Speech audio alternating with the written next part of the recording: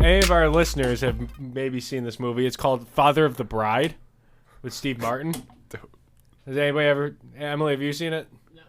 Andrew, have you seen it? Yeah. Andrew's seen it. So, in that movie, there's really not much of a plot.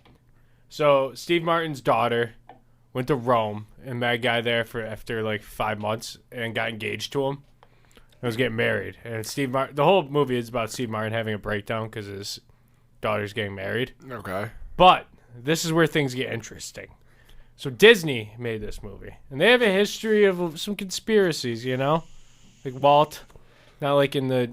Yeah. He's on his Kanye shit. You know, I'm like about to say Jewish... he would have signed Kanye to a max deal. Yeah, so there's a few conspiracies, especially with his movies, too. You know, some people point out some satanic or homophobic details. But I found one that I thought was very curious. In this movie, his daughter is getting married on January 6th. Now, this movie came out in the 1990s. Did this movie predict the storming of the Capitol on January 6th? And as we take a deeper dive into this, nobody gets married in the winter, too.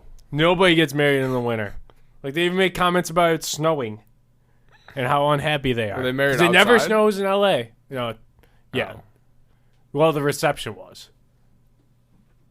Like, they had the party after the wedding at Steve Martin's house. And I think that this was a gathering before to go storm the Capitol. I'm on board. Oh, you think so? I believe this was all elaborate plan by Walt Disney? Yeah. I think so, too. I think he's still pulling the strings when he's frozen. What do you mean? I think he's still frozen pulling the strings for Disney. He's frozen?